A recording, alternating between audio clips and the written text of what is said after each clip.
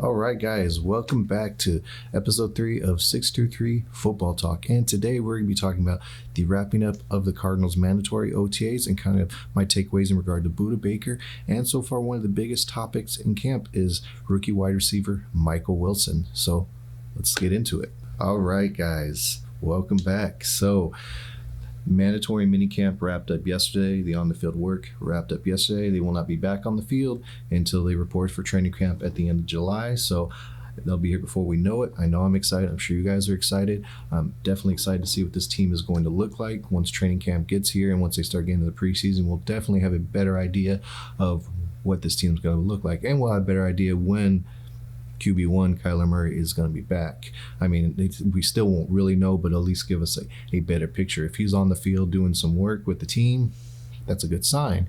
Yeah, he might be coming back sooner than you think, and I really do believe he is coming back sooner than we all think. But they'll definitely give us a better idea on that. But I want to talk about some of my takeaways from mandatory minicamp. And the first one is Budda Baker kept his word. He was there, albeit he was not practicing on the field. But I think we all know what that was. That's business. He was there so he wouldn't get fined. He wasn't going to take the field because he didn't want to risk himself getting hurt, because the last 2 years of the contract are not guaranteed. He's got his contract this year, which is not guaranteed. And then there's a team option for next year's contract, or next year's part of the contract. They can either decide to pick it up or they don't have to pick up. So the last 2 years of his contract is not guaranteed. So he's, making a business decision, which I can understand. But he did keep his word. He was there. He was seen interacting with teammates and coaches on the field. So, I mean, those are all good things. I don't think it's anything personal. I think it's just business, and he wants to have some security and, maybe a little pay raise and just get this contract situation done. I believe, my humble opinion, I believe this thing is going to be taken care of before training camp. He will be on the field practicing, working with the team come training camp. That is just what I believe. If they were so far off, I don't think Budda Baker would have been there. And especially, he might have been there just so he wouldn't be fined. He might have done the whole Marshawn Lynch thing. I'm here so I don't get fined.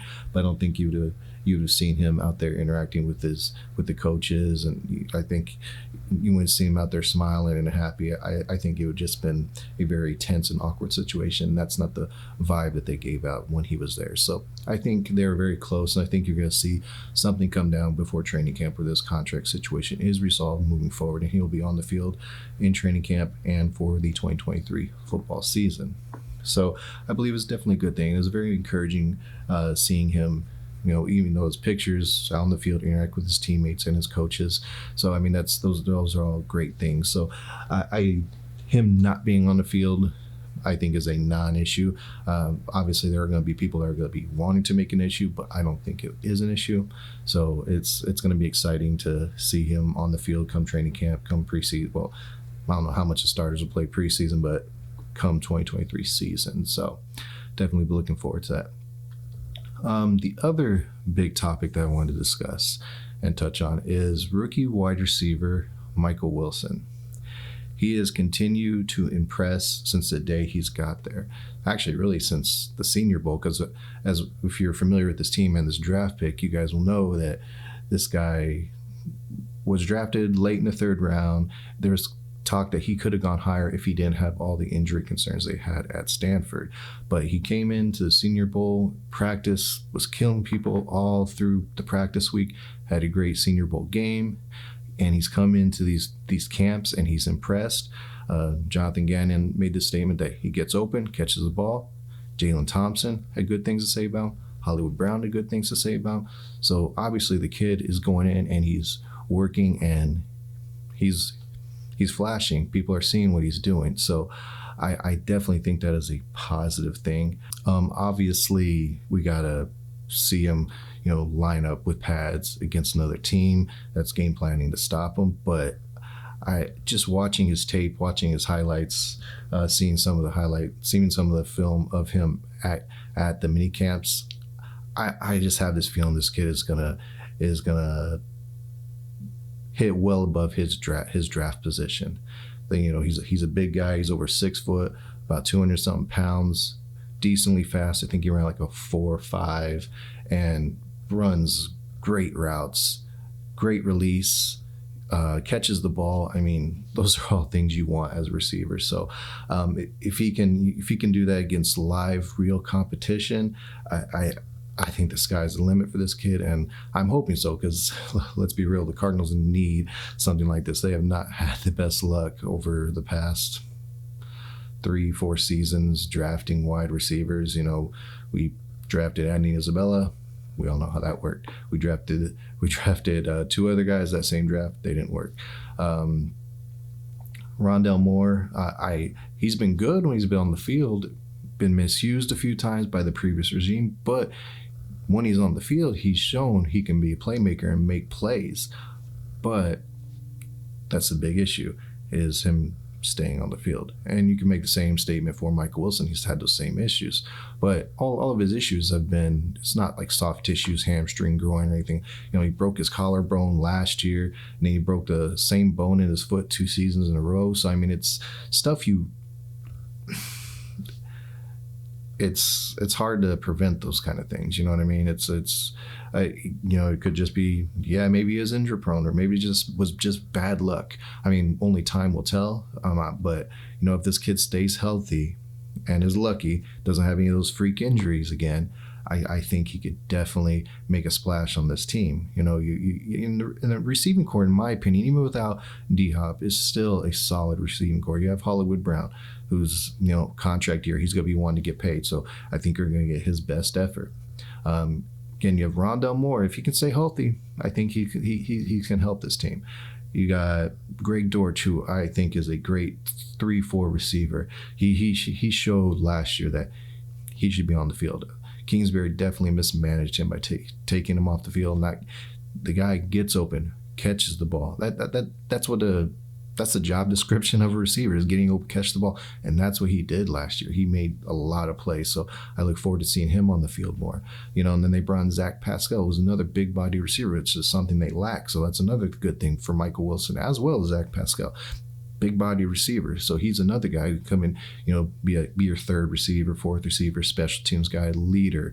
So I think Michael Wilson is in a good group, and he has the opportunity to come in and make plays and a big contributor to this team. So I'm looking forward to when they get back in camp at the end of July and then start getting into the preseason. I think that's when we're really going to be able to tell what this kid can do. But I'm expecting to be really good. I could be wrong. I could be midway through the season, and they're like, oh, this kid is not ready. But I really don't think that. I think this kid is, he just had some bad luck. But when you watch him, when you watch his tape, he looks the part. He gets open, and probably, like I said, the best thing I've seen of him is his routes and his release. You got those 2 things as a receiver, and you catch the ball, of course. Man, you could be really good. It just really comes down to you and how hard you work and how great you want to be. And I love this kid's attitude. He has very humble, respectful, wants to work, wants to be good. So, I mean, you listen to him talk, he's got it between the ears. I mean, you obviously probably have to get into Stanford, but you can just tell this kid is very intelligent, very humble, very respectful, and he's going to put in the work. At least that's the impression so far he's given off, and I think that's real. At least it seems like it's real right now. Obviously, only time will tell, but I think he's going to be a great, I don't want to say great receiver, but I think that's going to end up being a really good draft pick for them, and I think he's going to hit well above that late 3rd round draft position that he got. So I'm looking forward to seeing him out on the field. I mean, I've gone as far as, in my little social circles, I've gone as far as saying this kid might be your future number 1. And I truly believe that. So, again, we'll have to wait and see. He's got to get out there against live competition. You're out there in shorts and, cleats and not much else. Not a lot of contact, not a lot of physicality compared to when you get the pads on, when you start playing somebody else. But, man, I'm excited to see him out there against another team, see what he does. And if he flashes in the preseason, flashes in camp, I don't see how you don't have him in your top 3 rotation when it comes to receivers. You don't have him as a starter because, you need some size out there, and you need a guy that's going to get open and catch the ball. And I know Hollywood will do that. Rondell Moore, if he's healthy, can do it. I know Greg Dortch can do it. don't know much about Zach Pascal, so I know he has put up numbers in the league previously. With Indy, I think he put up like 600-700 yards in one season, so he's capable of putting up decent numbers. So we'll see what happens, but I think this kid definitely has an opportunity. And if he flashes, you got to have him out there. You got to give him no more of this. We're gonna draft guys and we're gonna sit them and not let them develop. You got to get them out there against live competition as long as they're ready.